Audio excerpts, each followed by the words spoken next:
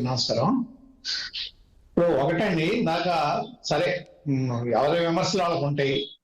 ఇక్కడ నేను అనేది ఒకటి, కొన్ని మనం ఫ్యాక్ట్ గా చూసుకుని వెళ్తే ఇప్పుడు ఇందాక అజయ్ గారు చెప్తా ఏమన్నంటే ఉపాధి లేదు అని. సరే, ఉపాధి నిజంగా లేదా? గ్రామ సచివాలయాలు ద్వారా 1,35,000 మందికి ఉద్యోగాలు వచ్చినాయి కదా. మరి డిఎస్సి ద్వారా 21,000 మందికి పైగా ఉద్యోగాలు వచ్చినాయి కదా. వైద్య ఆరోగ్య శాఖలో 54,000 ఉద్యోగాలు వచ్చినాయి కదా. మొత్తం 2,31,000 ఉద్యోగాలు ప్రభుత్వ సెక్టార్లో వచ్చినాయి కదా. మరి ఎన్ని ఉద్యోగాలు కదా. సరే, 1,000 రూపాయలు మీరు అంతకుముందు నిరుద్యోగ వృత్తి ఇస్తున్నామని చెప్పి ఎన్నికలకు ముందు 6 నెలల ముందో 8 నెలల ముందో మొదలెట్టారు. కానీ ఇక్కడికి వచ్చేటప్పటికి వాలంటీర్ ఇదే కొంత స్కిల్స్ ఉంది, లేకపోతే అక్కడ సేవ చేయాలనే దృక్పథం ఉన్న వాళ్ళకి వాలంటీర్ల ద్వారా 5,000 గౌరవ వేతనం వచ్చేదని చేశారు కదా. మరి ఇదే వాలంటీర్ వ్యవస్థని వ్యతిరేకించి నిన్నటిదాకా విమర్శించి ఇవాళ చంద్రబాబు నాయుడు గారు వాళ్ళకి 10,000 ఇస్తానన్నారు కదా. అంటే ఆ వ్యవస్థ మంచిదనే కదా. తర్వాత సరే, మద్యపాన నిషేధం గురించి అన్నారు. మద్యపాన నిషేధం వచ్చేటప్పటికి 94లోనే ఎన్టీ రామారావు గారు మద్యపాన నిషేధం పెడితే అది సాధ్యం కాదు, ఇది చేయలేకపోతున్నామని చంద్రబాబు నాయుడు గారు నిషేధాన్ని ఎత్తేశారు దశల వారీగా. సరే, జగన్మోహన్ రెడ్డి గారు హామీ ఇచ్చారు, అమలు చేయలేమని తెలుసుకున్నారు కాబట్టి ఈసారి దాంట్లో పెట్టలా. మేనిఫెస్టోలో అమలు చేయటం సాధ్యం కాని విషయం, అక్కడ స్పూరియస్ లెక్కలు వస్తుంది, అనేక ఇబ్బందులు వస్తాయి కాబట్టి మనం చేయలేమని చెప్పి ఇవాళ దాన్ని మళ్ళా అదే విషయం చెప్పకుండా చేయటం కూడా తప్పెలా అవుతుంది. సరే, పెన్షన్లు వస్తే 66,34,000 మందికి పెన్షన్లు ఇస్తున్నారు. ఇక్కడ చంద్రబాబు నాయుడు గారు గతంలో నెలకి 450 కోట్లు దానికి పెన్షన్లకు ఖర్చు చేస్తే జగన్మోహన్ రెడ్డి గారు దాదాపు 2,000 కోట్లు ఖర్చు చేశారు. మరి వాళ్ళ ఇందాక అజయ్ గారు అన్నారు 7,000 ఇస్తామో ఏదో 7,000 మీరు అంటుంది పెన్షన్ ఇస్తామంటుంది. ఎంత? 7,000? 7,000 పెన్షన్ అంటే ఇవాళ ఈ 66,34,000 మందికి ఇవ్వాలంటే నెలకి 5,000 కోట్లు ఇవ్వాల్సి వస్తుంది. అంటే సంవత్సరానికి 60,000 కోట్లు కేవలం పెన్షన్లకు అవుతుంది. ఇదే నమ్మశక్యమా? నమ్మటానికి కుదురుతుందా? మాటలు చెప్తమే కానీ ఇది నమ్మే విషయమా? అంత పరిస్థితి ఉందా? ఆ విధంగా చేసే అంత ఆర్థిక పరిస్థితి ఈ రాష్ట్రానికి ఉందా? చంద్రబాబు నాయుడు గారు చేయగలరా? మరి దీన్ని ఏమంటారు? ఏ విధంగా పెన్షన్ ఇస్తామంటున్నారు మీరు? అంటే మిగిలిన పథకాలన్నీ ఎత్తేసి మిగిలిన వాళ్ళందరినీ తీసేసి ఒక్క పెన్షన్ మీద మాత్రమే ఇస్తారా? అది స్పష్టం చేయాల్సిన అవసరం ఉంది. ఎందుకంటే మీరు ఏ విధంగా ఇస్తారు, ఏ విధంగా ఇవ్వగలుగుతారు? ఇవాళ 70,000 కోట్లు దాదాపు ఈ రాష్ట్రంలో పెన్షన్, ఈ రాష్ట్రంలో ఈ డీబీటీ కానీ నాన్ డీబీటీ వీటిలన్నిటి ద్వారా 4,5 లక్షల కోట్లు ఖర్చు అవుతుంటే వీటికి దాదాపు 70,000 కోట్లు సంక్షేమ పథకాలు ఖర్చు అవుతున్నాయి. మీరు ఓన్లీ పెన్షన్లకి 60,000 కోట్లు ఇస్తానంటారు. ఎట్లా సాధ్యం అవుతుంది? ఏ విధంగా జరుగుతుంది? మీ దగ్గర ఏమన్నా మాయల మరాఠీ మంత్రం ఉందా, లేకపోతే మంత్రదానం ఉందా? ఏ విధంగా దాన్ని సాకారం చేస్తారు? ఏ విధంగా జనాలను ఒప్పిస్తారు? ఏ విధంగా మీరు ఇవ్వగలుగుతారు? దీనికి అసలు సమాధానం చెప్పే అవకాశం కూడా నా ఉద్దేశం అయితే వాళ్ళకి లేదు. ఏ విధంగా ఇవ్వటం అనేది అసాధ్యమైన విషయం. తర్వాత రైతు రుణమాఫీ, ఇవాళ జగన్మోహన్ రెడ్డి గారు చెప్పిన దాంట్లో కేంద్ర ప్రభుత్వం వాటా ఉన్నా కేంద్ర ప్రభుత్వానికి స్పెషల్ గా ఏమీ ఆదాయం లేదు. ఆదాయం రాష్ట్రాల నుంచి వెళ్ళేదే. రాష్ట్రాల నుంచి వెళ్ళే వాటా నుంచే తిరిగి మనకిస్తారు. తిరిగి సంక్షేమ పథకాలకు కానీ లేకపోతే డెవలప్మెంట్కి కానీ ఫండ్ ఇచ్చేది రాష్ట్రం నుంచి ఆదాయం వెళ్ళేదాన్ని బట్టే. మరి అటువంటిప్పుడు ఇవాళ మొత్తం రైతు రుణమాఫీ చేస్తాను, మీరు ఏమీ రూపాయి కూడా కట్టమాకండి, నేనున్నాను అని చెప్పి రైతులకు చెప్పిన తర్వాత ఆ రైతు రుణమాఫీ చేయని చంద్రబాబు నాయుడు గారు కూడా మాట్లాడితే ఎలా చేశారా? మొత్తం ఇచ్చిందంతా 16,000 కోట్లు. మరి మీరు ఎందుకు చేయలేకపోయారు? రైతు రుణమాఫీ ఎందుకు చేయలేకపోయారు? సరే, పరిశ్రమల గురించి మాట్లాడుతున్నారు. ఇవాళ 5 లక్షల పైన చిన్న మధ్య తరహా ప్రాజెక్టులు పరిశ్రమలు వచ్చినాయి. నిరుద్యోగం గురించి మాట్లాడుతున్నారు. నిరుద్యోగ రేటు 4.1% తగ్గింది ఆంధ్రప్రదేశ్ లో. ఇవన్నీ మేం చెప్పే కాదు, నీతి ఆయోగ్ చెప్తున్నాయి. మరి ఆర్బీఐ చెప్తాంది, వీటన్నిటికీ ఏం సమాధానం చెప్తాం? జీడిపి పెరిగింది, జిహెచ్డిపి పెరిగింది, అభివృద్ధి జరుగుతుంది, గ్రామాల్లో అభివృద్ధి జరుగుతుంది, ఎక్కడికక్కడ వికేంద్రీకరణతో కూడిన అభివృద్ధి జరుగుతుంది. గ్రామాల్లో చూసుకుంటే మీరు ఆర్బీకేలు, రైతుల తర్వాత సచివాలయాలు, విలేజ్ హెల్త్ క్లినిక్లు, ఇవన్నీ ఎక్కడి నుంచి వస్తున్నాయి? ఇదంతా అభివృద్ధి కదా. ఈ అభివృద్ధిని ఏమని మీరు అభివృద్ధి చెందలేదు, లేకపోతే రాష్ట్రం ఏదో అయిపోతుందని గగ్గోలు పెట్టంటే, మీరు దాన్ని ఫ్యాక్ట్స్ మీద వెళ్తే, నీతి ఆయోగ్ చెప్పిన దాని మీద వెళ్తే, ఆర్బీఐ నివేదిక చెప్పిన దాని మీద వెళ్తే, లేదా బ్యాంకర్స్ మీటింగ్ లో చెప్పిన దాని మీద వెళ్తే, మీరు చెప్పిన ఏది నేరవు.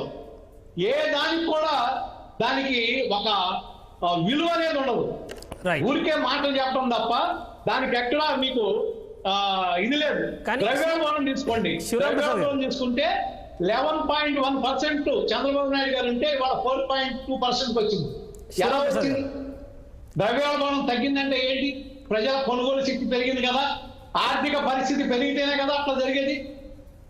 మరి ఇవన్నీ పరిగణలోకి తీసుకోవాలి కదా. దాన్ని బట్టే జగన్మోహన్ రెడ్డి గారు ఏమి చేయగలం, ఏం చేయలేం, చెయ్యాలి అంటే ఖచ్చితంగా చెయ్యాలి. మన ప్రజలు నమ్మారు, నమ్మిన తర్వాత మనం ఏదైతే మనం చేయగలమో అదే ఇవ్వాలి. కాబట్టి అనేక స్కీముల్లో రైతులకు కూడా వాటా వస్తుంది కాబట్టి రైతులకి స్పెషల్ గా ఏమి ఇవ్వలేదనేది కూడా గుర్తించాలి. రైట్. శివరాం ప్రసాద్ గారు, ఒక విషయం చెప్పాలి. మీకు పక్కనున్న రాష్ట్రంలోనే రైతు రుణమాఫీ అంశము, మహిళలకు ఉచిత ప్రయాణము, గ్యాస్ మీద సబ్సిడీ, ఇలాంటి అనేక అంశాలు పక్క రాష్ట్రంలోనే తెలంగాణలో విపరీతమైన ఇంపాక్ట్ చూపిస్తున్న తరుణంలో మీ మేనిఫెస్టోలో అటువంటి పదాలు ఏమీ లేకపోవడం, నేను ముందే చెప్పాను, అరుపులు లేవు, మెరుపులు లేవు అని చెప్పి ఈ మేనిఫెస్టోలో. మరి ఎటువంటి మేనిఫెస్టో జనాలను ఇంప్రెస్ చేస్తుందని చెప్పి నమ్ముతున్నారా మీరు? ఒక్కటే బలరాం గారు, ఇప్పుడు పెన్షన్ తీసుకోండి, పక్కన తెలంగాణ రాష్ట్రంలో ఇస్తుంది సంవత్సరానికి 12,000 కోట్లు, ఆంధ్రప్రదేశ్లో ఇస్తుంది 24,000 కోట్లు. ఈ బస్సులు కానీ లేకపోతే మీరు చెప్పిన సిలిండర్లు కానీ ఇవన్నీ కలిపితే 2-3 వేల కోట్లు ఇవ్వచ్చు. కానీ జగన్మోహన్ రెడ్డి గారు ఏంటంటే, వాళ్ళకి ఎవరైతే నమ్ముకున్నారో, ఎవరైతే ఆధారపడి ఉన్నారో ప్రభుత్వం మీద, వాళ్ళకి అన్యాయం జరగకూడదు కాబట్టి, వాళ్ళకి ఏ విధమైన వాళ్ళ లోటు జరగకూడదు, సంక్షేమ రాజ్యంగా ఉండాలనే ఉద్దేశంతో ఈ విధమైన చర్యలు తీసుకున్నారు తప్ప ఇవ్వకూడదని కాదు. రేపు వెసులుబాటు వస్తే ఇస్తానేమో, రేపు ఆర్థికంగా వెసులుబాటు వచ్చి రేపు ఈ పోర్టులు లేకపోతే ఇవన్నీ కూడా వచ్చిన తర్వాత రాష్ట్రానికి ఆదాయం పెరిగితే ఆదాయాన్ని మళ్ళీ ప్రజలకే ఇస్తారు. రైట్. Okay sir. పెద్దలు లింగమనేని శివప్రసాద్ గారు నాకు తెలిసి మొన్న వైసీపీ పార్టీలోకి వెళ్ళారు. వైసీపీ పార్టీలోకి వెళ్ళక ముందు తెలుగుదేశం పార్టీలో ఉన్నప్పుడు అదే కేసీఎన్ భవన్ లో కూర్చొని అనేక సార్లు పేపర్ ఆర్టికల్స్ రాశారు వైఎస్ఆర్ ఫెయిల్యూర్ ప్రభుత్వం మీద, వైఎస్ జగన్మోహన్ రెడ్డి ఫెయిల్యూర్ ప్రభుత్వం మీద, వైఎస్ఆర్సీపీ పార్టీ మీద. ఓకే.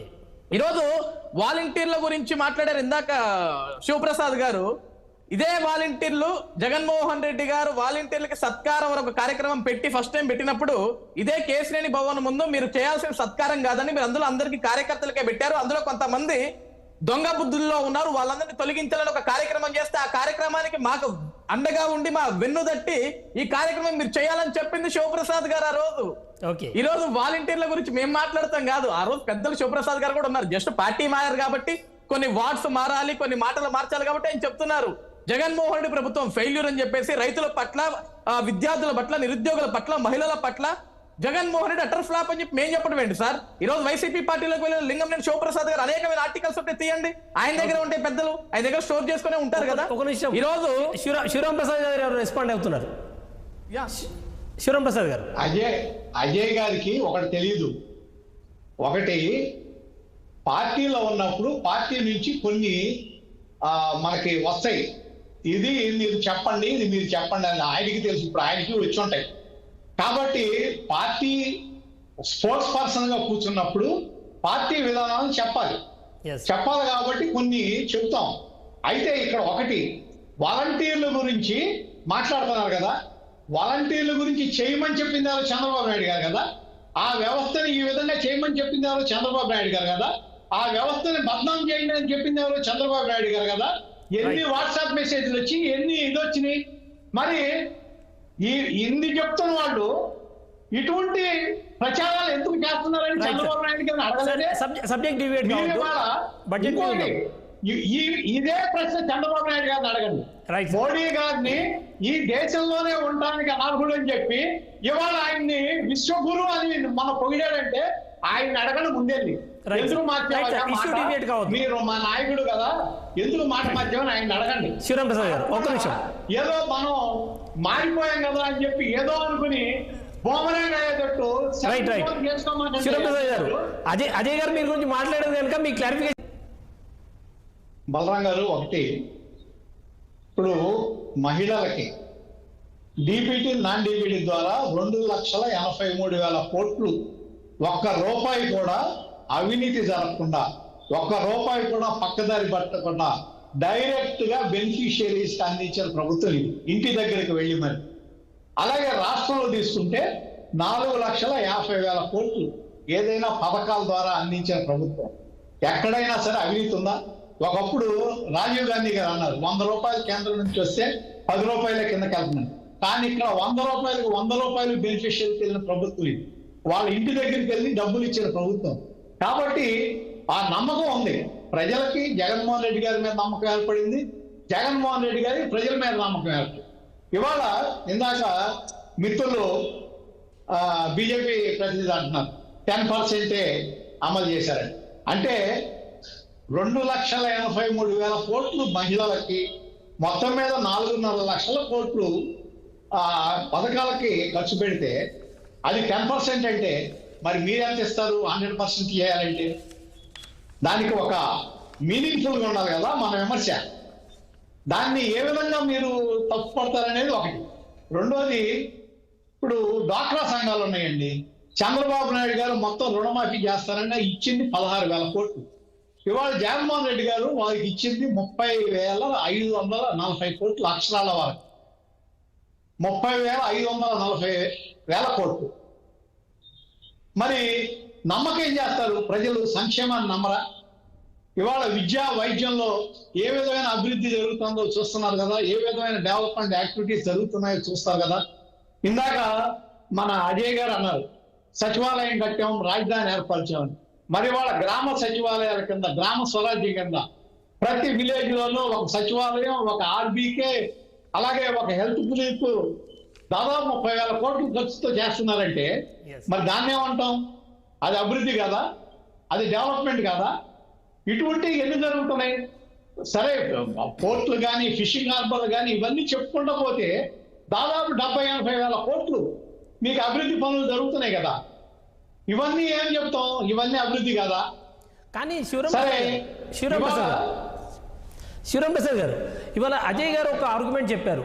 ఏదైతే 2014లో అధికారంలోకి వచ్చామో, 2014లో అధికారంలోకి వచ్చిన రోజున ఈ రాష్ట్రానికి ఏమీ లేదు, కనీసం కూర్చోవడానికి కుర్చీ లేని ఆ రాష్ట్రంను మేము అభివృద్ధి చేసే క్రమంలో ఒక్కొక్కటిగా ఇటుక పేర్చుకుంటూ రావడానికి టైం పట్టింది, అందుకే ఆశించిన స్థాయిలో అమలు చేయలేకపోయాము, ఆ విషయాన్ని మేము కన్విన్స్ చేస్తాం జనాలకు అని చెప్పని అంటారు. Public convince కారంటారా? ఒక్కటండి, కూర్చుంటానికి కుర్చీ లేదు అనేది ఎంత ఆశాస్పదంగా ఉందంటే, హైదరాబాద్ 10 ఏళ్ల పాటు మన రాజధానిగా ఉంచుకోవచ్చు. మనం అక్కడ ఎందుకని అక్కడి నుంచి వచ్చేసాం? ఎందుకు కారణం ఏంటి? ఓటుకు నోటు కేసు ఏంటి? రాత్రికి రాత్రి ఎందుకు వచ్చాం? దానికి సమాధానం చెప్పుకోవాలి. అంత ఏది కూర్చుంటానికి కుర్చీ లేవు, ఇవన్నీ ఏదో చెప్పడానికి బాగుంటుంది కానీ మీరు ఎప్పటికీ కట్టారు? ఎన్ని సంవత్సరాలు కట్టారు? ఇప్పుడు అదే మీరు అసెంబ్లీ కానీ ఇవన్నీ ఎన్ని సంవత్సరాలు కట్టారు? ఎప్పటికి పూర్తయింది? అవన్నీ కట్టిన తర్వాత ఇవన్నీ తాత్కాలిక భవనాలని ఎందుకన్నారు? అసలు తాత్కాలిక భవనాలు ఏంటి? మీరు కట్టేదో మొత్తం ఎంత అయింది? 9,100 కోట్లు, 9,200 కోట్లు ఖర్చు అయితే రాష్ట్ర ప్రభుత్వం ఖర్చు అయింది దాంట్లో 1,100 కోట్లు. మిగిలిందంతా ఏంటి? 2,500 కోట్లు సెంట్రల్ గవర్నమెంట్కి, అమరావతి ఫండ్స్ ఏదో దాన్ని ఒక 2,000 కోట్లు, బ్యాంకర్స్ నుంచి వచ్చిన అప్పులు, మిగిలిన అవే కదా. Right sir. మరి దాన్ని మీరు ఒక ప్రాంతంలో 34,000 ఎకరాల్లో కట్టడానికి మీకు 4 ఏళ్ళు కూడా సరిపోకపోతే ఏమి మీరేమన్నా ఇంద్రభవనాలు కడుతున్నారా? 4 ఏళ్ళు ఎందుకు సరిపోదా? ఇవాళ కూడా రైతులకి మొత్తం ప్లాట్లు ఎందుకు వెళ్ళాలా? ఓకే ఇవాళ సార్. కూడా మీరు ఆ 4 సంవత్సరాల్లో మొత్తం అన్ని ఇష్యూస్ ఎందుకు రైట్ సార్, రైట్ సార్. అలాగే డాక్రా సంఘాలకి ఎన్నికల ముందు పోస్ట్ డేటెడ్ చెక్కులు ఇచ్చిన గవర్నమెంట్ కదా. Right sir. పోస్ట్ డేటెడ్ చెక్కులు ఎందుకు ఇచ్చారు? అయినా సరే ప్రజలు నమ్మలేదు కదా. పోస్ట్ డేటెడ్ చెక్కులు తీసి పక్కన పడేశారు ప్రజలు. ఓకే సార్, మళ్ళీ వస్తాను. కానీ జగన్మోహన్ రెడ్డి గారు నమ్మకంగా వాళ్ళకి 30,540 కోట్లు ఇచ్చారు కదా.